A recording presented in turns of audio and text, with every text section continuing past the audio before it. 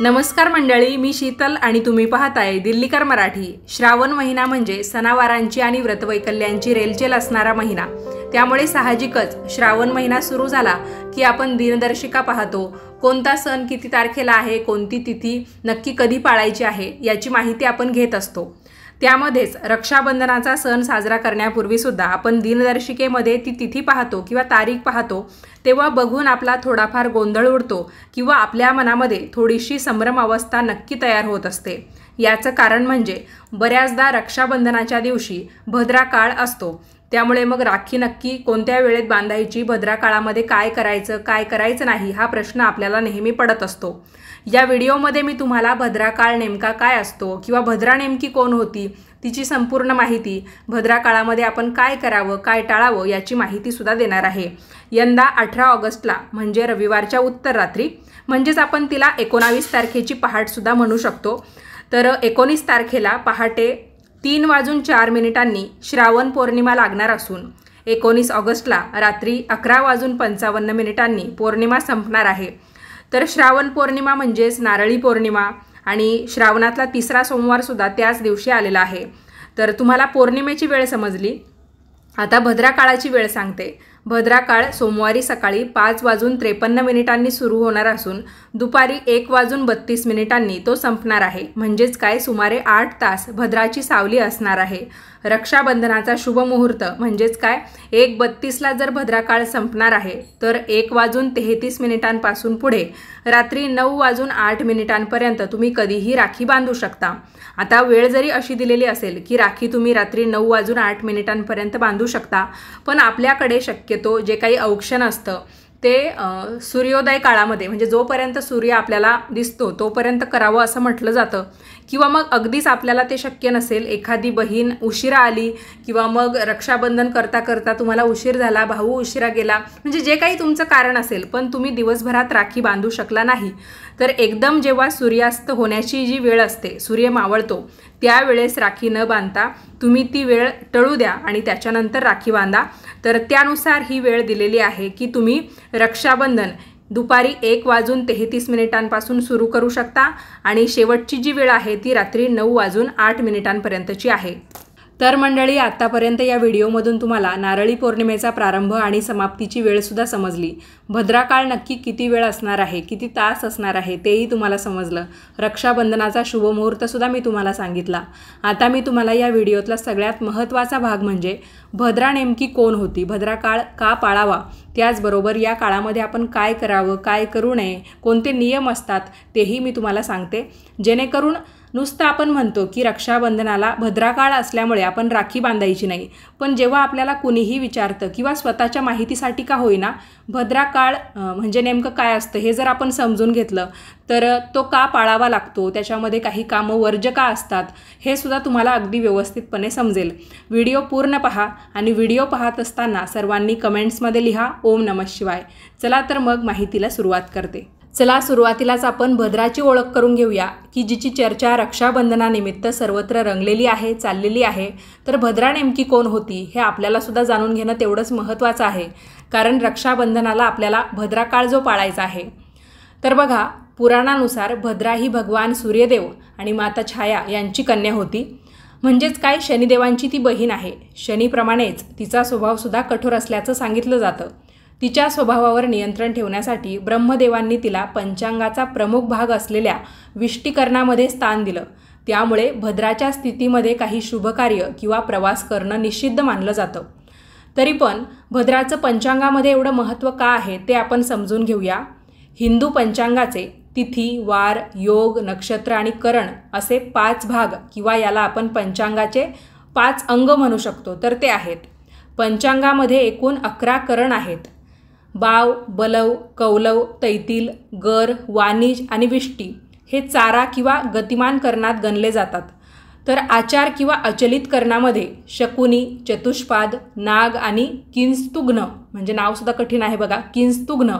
तर या 11 करणांपैकी 7वं करण हे विष्टीचं नाव भद्रा आहे। तर म्हणजेच काय, 11 करणांपैकी 7वं जे करण आहे तिचं नाव आहे विष्टी आणि विष्टीकरणालाच भद्रा असं म्हटलं जातं। ती नेहमी गतिमान आणि चंचल असते, पंचांग शुद्धीकरणामध्ये भद्राला विशेष महत्त्व आहे. भद्राच्या उत्पत्तीची एक कथा आहे, ती आपण जाणून घेऊया किंवा ऐकूया आपण सगळेच जण. असं मानलं जातं की राक्षसांना मारण्यासाठी भद्राची उत्पत्ती झाली. भद्राला गंधर्व म्हणजेच गाढवाचं तोंड, लांब शेपटी आणि 3 पाय होते. भद्रा ही गडद रंगाची, लांब केस, मोठे दात आणि उग्र रूप असलेली मुलगी आहे. तिचा स्वभावसुद्धा शनिग्रहासारखाच आक्रमक. पण शनिदेव तरी न्यायप्रिय आहेत. जेव्हा कुठे अन्याय होतो तेव्हाच ते आक्रमक होतात. पण भद्रा थोडीशी उलट होती. भद्राने जसा जन्म घेतला तसा तिने यज्ञांमध्ये अडथळा निर्माण करून शुभकार्यामध्ये उपद्रव निर्माण करण्यास आणि जगाला त्रास देण्यास सुरुवात केली. तिचा दृष्ट स्वभाव पाहून सूर्यदेवाला तिच्या लग्नाची चिंता वाटू लागली आणि ते विचार करू लागले की या दृष्ट कुरूप मुलीचं लग्न होणार तरी कसं. भद्रासोबत लग्न करण्याचा सूर्यदेवांचा प्रस्ताव जवळपास सर्वांनीच नाकारला. तेव्हा सूर्यदेवांनी ब्रह्मदेवांकडे योग्य सल्ला मागितला. तेव्हा ब्रह्मांनी विष्टीला म्हणजेच भद्रेला उपदेश केला की हे भद्रे, बव, बालव, कौलव इत्यादी कर्णांच्या शेवटी तू निवास कर आणि जो व्यक्ती तुझ्या वेळेमध्ये गृहप्रवेश किंवा इतर शुभ कार्य करील त्यांच्यातच तू विघ्न घाल. जो तुझा सन्मान नाही करणार त्यांचं कार्य तू बिघडवून दे. असं बोलत ब्रह्मा आपल्या लोकामध्ये निघून गेले. तेव्हापासून भद्रा सर्व प्राणी, देव, दानव आणि मानव यांना तिच्या काळामध्ये त्रास देत फिरू लागली, अशी ही रंजक कथा आहे. धार्मिक कथा आपल्याला बऱ्याचशा ऐकायला मिळतात. त्यानुसार मी तुम्हाला रक्षाबंधनाच्या निमित्ताने भद्रेची सुद्धा कथा सांगितलेली आहे. भद्रा काळात राखी का बांधू नये याचं धार्मिक कारण काय आहे तेही मी तुम्हाला सांगते. भद्राची वेळ आली की प्रवास, शुभकार्य इत्यादी गोष्टी वर्ज्य मानल्या जातात. रक्षाबंधन हे शुभकार्य आहे, त्यामुळे भद्रीच्या सावलीमध्ये राखी बांधली जात नाही. असं म्हटलं जातं, रावणाची बहीण शूर्पणखा हिने भद्र काळामध्ये त्याला राखी बांधली होती, त्यामुळेच त्याचं राज्य नष्ट झालेलं आहे. भद्राची स्थिती चंद्राच्या राशीनुसार ठरते. भद्रा शब्दाचा अर्थ कल्याण असा जरी असला तरी या अर्थाच्या विरुद्ध भद्रा किंवा विष्टीकरणामध्ये शुभकार्य वर्ज्य मानलं जातं. भद्राची स्थिती नेमकी ठरते कशी याबद्दलची सुद्धा माहिती जाणून घेऊया. भद्रा या शब्दाचा शाब्दिक अर्थ कल्याण असा जरी असला तरी या अर्थाच्या विरुद्ध भद्रा किंवा विष्टीकरणामध्ये शुभकार्य ही वर्ज्य मानली जातात. चंद्राच्या राशीनुसार भद्राचं निवासस्थान ठरतं. असं म्हटलं जातं की जेव्हा चंद्र कर्क, सिंह, कुंभ किंवा मीन राशीमध्ये असतो तेव्हा भद्रा पृथ्वीवर वास करते. जेव्हा चंद्र मेष, वृषभ, मिथुन किंवा वृश्चिक राशीत असतो तेव्हा भद्रा स्वर्गात राहते आणि जेव्हा चंद्र कन्या, तूळ, धनु किंवा मकर राशीमध्ये असतो तेव्हा भद्रा पाताळ लोकात राहते. त्यामुळे अर्थातच आहे किंवा साहजिक आहे, भद्राचा पृथ्वीवरचा मुक्काम हा जीवसृष्टीवर नकारात्मक परिणाम टाकणारा ठरतो. त्यामुळेच आपण रक्षाबंधन हे भद्रा काळामध्ये करत नाही. आता कोणकोणती कामं आहेत जी सुद्धा आपल्याला भद्रा काळात करणं टाळायचं आहे याची माहिती मी तुम्हाला देते. बघा, कश्यप ऋषींचं नाव आपल्यापैकी प्रत्येकाने ऐकलेलं आहे. 7 ऋषींपैकी एक कश्यप ऋषी. आणि ऋषींची नावं आपल्याला कधी समजतात, जेव्हा आपण गोत्राची माहिती घेतो त्यावेळेस आपल्याला ऋषींची नावं समजतात. आणि त्यामधलेच एक कश्यप ऋषी. तर ते कश्यप ऋषी असं सांगतात, न कुर्यात मंगलविष्ट्या जीवितार्थी कदाचन कुर्वन अज्ञस्तदा क्षिप्र तत्सवर्ण नाशतम व्रजेत. कश्यप ऋषींनी सांगितलेल्या या 2 संस्कृत ओळींचा अर्थ असा आहे, जो व्यक्ती आपलं जीवन सुखमय व्यतीत करू इच्छितो त्याने भद्रा काळामध्ये कुठलेही मंगल कार्य करू नये आणि त्याने जर असं केलं तर त्याचं अशुभ फळ प्राप्त होतं. रक्षाबंधनाच्या निमित्ताने असणारा नारळी पौर्णिमेचा भद्रा काळ आपण नेहमी जाणून घेत असतो. पण याच्या व्यतिरिक्त अजून कधी कधी भद्रा काळ असतो हेही जाणून घेणं तेवढंच महत्त्वाचं आहे, जेणेकरून कोणतीही तिथी पाळताना भद्रा काळाची वेळ आपल्याला माहिती असेल तर त्यानुसार आपण नियम पाळू शकतो. बघा, मराठी दिनदर्शिकेप्रमाणे प्रत्येक महिन्यामध्ये 2 पक्ष येतात. एक म्हणजे शुक्ल पक्ष आणि दुसरा म्हणजे कृष्ण पक्ष. पौर्णिमेच्या अगोदरचा शुक्ल पक्ष आणि पौर्णिमेनंतरचा म्हणजे अमावस्येच्या अगोदरचा असतो तो म्हणजे कृष्ण पक्ष. शुक्ल पक्षामध्ये 4 वेळा भद्रा योगाची पुनरावृत्ती होते. जसं की अष्टमी आणि पौर्णिमेच्या पूर्वार्धाला भद्रा योगाची दृष्टी असते. त्याचप्रमाणे चतुर्थी असेल किंवा एकादशी असेल तर त्यांच्या उत्तरार्धामध्ये भद्रेची दृष्टी असतेच असते. त्याचप्रमाणे सप्तमी आणि चतुर्दशी या 2 तिथींचा जो पूर्वार्ध असतो म्हणजे त्यांचा सुरू होण्याचा जो काही काळ असतो तर तो सुद्धा भद्रा काळ म्हणून मानला जातो. भद्रा काळामध्ये कोणती कामं करण्याला परवानगी आहे? आता हे थोडंसं तुमच्यासाठी प्रश्नार्थक असू शकतं, कारण तुम्ही विचार कराल की भद्रा काळ जर एवढा अशुभ आहे तर त्या काळामध्ये आपण अशी कोणती कामं करू शकतो. बघा, आपल्यावर एखादा खटला सुरू असेल किंवा एखाद्याचं काही कोर्ट कचेरीविषयी काम असेल तर त्याच्या कार्यवाहीसाठी तर भद्रा काळाची वेळ ही अतिशय उत्तम मानली जाते. याच्यासोबतच एखाद्याची शस्त्रक्रिया असेल, ऑपरेशन असेल, अग्निकार्य असेल, विवादासंबंधित काही कामं असतील, शस्त्रासंबंधित काही कामं असतील, म्हणजे आपण देशाच्या पातळीवर जर विचार केला तर शस्त्रांचा वापर आला किंवा युद्धासारख्या गोष्टी आल्या तर ही कामंसुद्धा भद्रा काळामध्ये थांबवली जात नाही, ती करण्याला परवानगी असते. भद्रा काळामध्ये कोणती कामं करू नये. भद्रा काळ तर अशुभ आहे, त्यामुळे या वेळेमध्ये आपल्याला विवाह, मुंज, वास्तुशांती, गृहप्रवेश, सत्यनारायण यासारखी कामं करता येणार नाही. त्याचबरोबर कुठल्याही नवीन कार्याचा किंवा व्यवसायाचा शुभारंभसुद्धा या वेळेमध्ये करू नये. शिवाय ही कार्य जर आपण चुकून माकून या वेळेमध्ये केली तर त्याचं शुभफळसुद्धा आपल्याला प्राप्त होणार नाही. आपल्या कार्यामध्ये किंवा आपण जे काही काम या भद्रा काळामध्ये केलेलं आहे त्याच्यामध्ये आपली फसवणूक होऊ शकते किंवा काही ना काही अडीअडचणी आपल्या पाठीमागे लागू शकतात. तर यावरून तुम्हाला हे समजलं असेलच की भद्रा काळामध्ये कोणत्याही प्रकारचं शुभकार्य सुरू होत नाही आणि कोणत्याही प्रकारचं शुभकार्य संपतसुद्धा नाही. म्हणूनच रक्षाबंधनसुद्धा आपल्याला भद्रा काळामध्ये करणं टाळायचं आहे. बघा मंडळी, ज्या वेळेस सूर्याचं किंवा चंद्राचं ग्रहण असतं तेव्हा तो काळ आपण ग्रहणाचं सूतक म्हणून पाळतो आणि बऱ्याच वेळा त्या ग्रहणाचे दुष्परिणाम टाळण्यासाठी काही गोष्टी आपल्याला करायला सांगितलेल्या असतात आणि त्या आपण करतसुद्धा असतो. म्हणजेच काय, त्या गोष्टी करण्याला परवानगी असते. त्याच पद्धतीने जोपर्यंत भद्रा काळ चालू असतो तर भद्रा काळाचे सुद्धा दुष्परिणाम आपल्या मानवी मनावर होऊ नये, पूर्ण शरीरावर होऊ नये, तर ते टाळण्यासाठी आपण काय काय उपाय करावे हे ज्योतिषशास्त्रामध्ये सांगितलेलं आहे. तर आपल्याला 19 तारखेच्या सकाळी 5:53 साधारणतः दुपारी 1:32 भद्रा काळ पाळायचा आहे. तर भद्रा काळाचे दुष्परिणाम टाळण्यासाठी म्हणून ज्योतिषशास्त्रामध्ये हे उपाय सांगितलेले आहेत की आपण सकाळी लवकर उठून सूर्याकडे बघत बघत भद्राच्या 12 नावांचं स्मरण करावं. ती 12 नावंसुद्धा मी तुम्हाला सांगते. यामुळे काय होतं, भद्रेच्या अशुभ प्रभावापासून आपलं रक्षण होतं.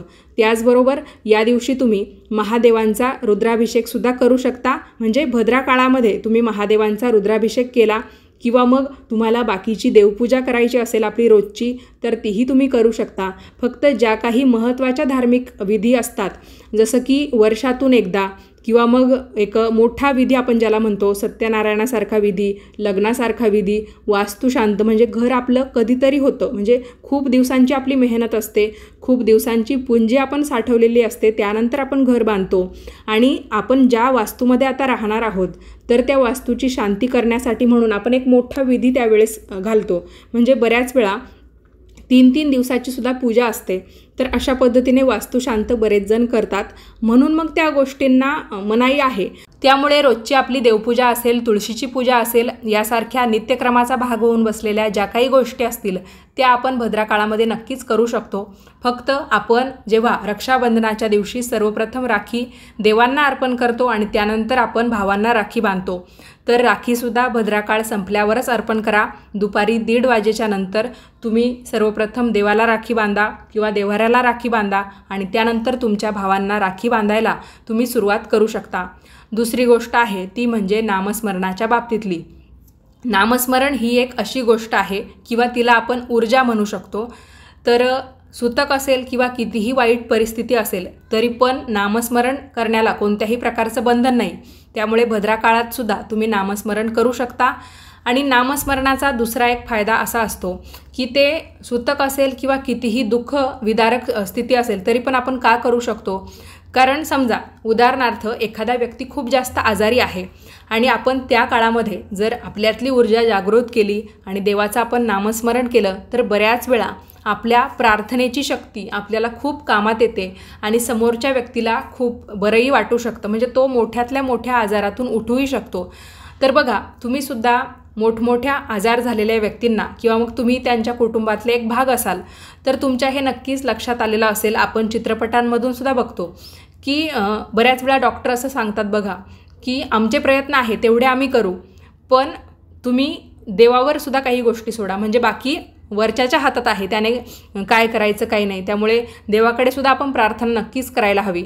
तर मग बरेच जण असं करतात की त्या काळात खूप जास्त नामस्मरण करतात किंवा सुतक वगैरे असेल तर त्या काळामध्ये सुद्धा काही मंत्र स्तोत्र किंवा नामस्मरण जर आपण केलं तर मग जे काही दुःख आहे ते पचायला किंवा मग त्या घरामध्ये थोडीशी शांतता तयार व्हायला, एक चांगलं वातावरण तयार व्हायला मदत होते. त्यामुळेच मग गरुड पुराणासारखा ग्रंथसुद्धा या कालावधीत वाचला जातो. आणि ज्यांना नित्यसेवेची म्हणजेच त्यामध्ये नामस्मरणाची सवय आहे ते सुद्धा या काळामध्ये नामस्मरण चुकवत नाही. एवढं सविस्तर सांगण्याचं कारण हे आहे की तुमचे प्रश्न तसे येतील.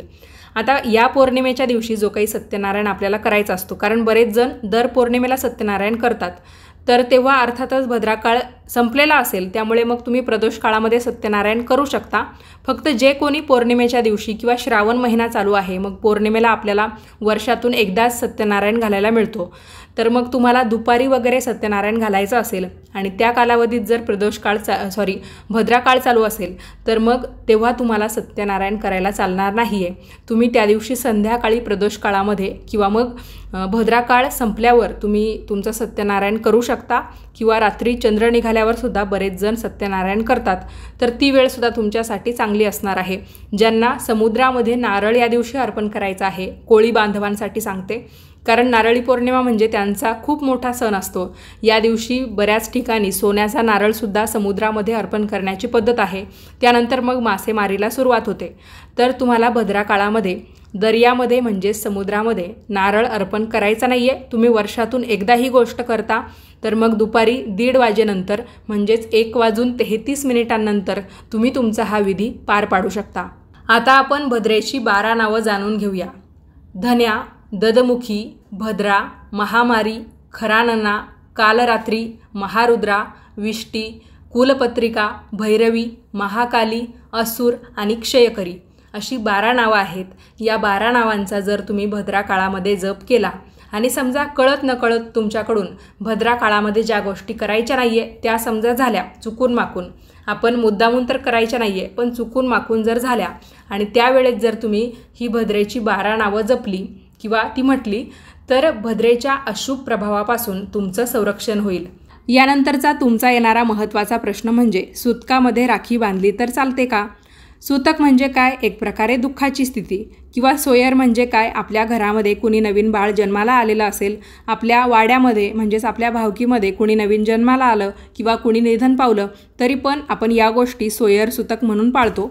तर मग या कालावधीमध्ये आपल्याला पूजा अर्चांसारख्या गोष्टी करता येत नाही. 12 दिवस किंवा 13 दिवस पाळावे लागतात. तर आपल्या शास्त्रामध्ये असं सांगितलेलं आहे, सुतकामध्ये तुम्ही राखी बांधू शकता, पण औक्षण करणं असेल किंवा मुली फक्त भावालाच राखी बांधतात असं नाही. आपले जे वडीलधारे असतात त्यामध्ये आपले वडील असतील, काका असतील, आजोबा असतील किंवा अन्य कोणी की जे आपले भाऊ नाही पण रक्षाबंधनाला आपण त्यांनासुद्धा एक रक्षासूत्र बांधत असतो. मग त्या निमित्ताने आपण त्यांच्या पाया पडतो किंवा भाऊसुद्धा बहिणीच्या पाया पडत असतो. तर या गोष्टी करू नये, फक्त राखी बांधावी. पण मला तुम्हाला हे सांगायचं आहे, सुतकामध्ये अर्थात थोडीशी दुःखदायक स्थिती असते, आपली मनस्थितीसुद्धा त्यावेळेस नसते. तर मग आपण राखी बांधून काय उपयोग? आणि जेव्हा आपण औक्षण वगैरे करतो तर अर्थातच आपल्या मनातल्या मनात आपण आपल्या भावाविषयी किंवा ज्या व्यक्तीला आपण ती राखी बांधायला जाणार आहोत त्याविषयी एक चांगल्या भावना ठेवून किंवा या व्यक्तीचं सगळं काही चांगलं हो या अर्थानेच आपण ते रक्षासूत्र त्या व्यक्तीच्या उजव्या हाताच्या मनगटावर बांधतो. मग औक्षण करणंच नाही तर मग राखी बांधण्यात सुद्धा काहीच अर्थ नाही. त्यामुळे तुमच्या घरामध्ये सोयर असेल, सुतक असेल तर तुम्ही रक्षाबंधन साजरं करू नका. पुढच्या वर्षी रक्षाबंधन येईल त्यावेळेस तुम्ही राखी बांधू शकता. त्याचबरोबर ज्यांना मासिक धर्म आहे अशा मुलींनी, अशा महिलांनी सुद्धा रक्षाबंधन साजरं करू नका, कारण ही एक पूजाच आहे. आता राहिला प्रश्न गर्भवती महिलांचा की ज्या महिला प्रेग्नेंट आहे, गरोदर आहे त्यांच्यासाठी. तर त्यांनी राखी बांधावी म्हणजेच काय रक्षाबंधन साजरं करावं, औक्षणसुद्धा करावं. फक्त काय करायचं, तुम्ही आणि तुमच्या भावाने किंवा ज्या व्यक्तीला तुम्ही राखी बांधणार आहे तर तुम्ही समोरासमोर बसा. भाऊ तर अर्थात बसलेलाच असतो किंवा ज्याला आपण राखी बांधणार आहे तो व्यक्ती तर बसलेला असतोच, पण बऱ्याच वेळा जो ओवाळणारा असतो तर मग आपली बहीण असेल, आई असेल किंवा जी कोणी महिला आहे तर ती अशी वाकून उभी राहते, गंध वगैरे लावते आणि त्यानंतर राखी बांधते. गर्भवतींना या गोष्टी करण्यामध्ये थोडाफार त्रास होऊ शकतो. जर 7व्या महिन्यापेक्षा जास्त काळ आता तुमच्या प्रेग्नेन्सीला झाला असेल तर नक्कीच होणार. त्यामुळे मग काय करायचं, तुम्ही एकमेकांच्या समोर असं आसन टाकून बसू शकता आणि बसल्या बसल्यास तुम्ही त्या व्यक्तीला ओवाळलं आणि बसल्या बसल्यास तुम्ही त्या व्यक्तीला राखी बांधली तर अगदी व्यवस्थितपणे कोणत्याही प्रकारचा त्रास न होता तुमचं रक्षाबंधन चांगल्या पद्धतीने साजरं होऊ शकतं. चला मंडळी, रक्षाबंधन अर्थात नारळी पौर्णिमेच्या निमित्ताने आपण भद्रेविषयी संपूर्ण सविस्तर माहिती जाणून घेतली.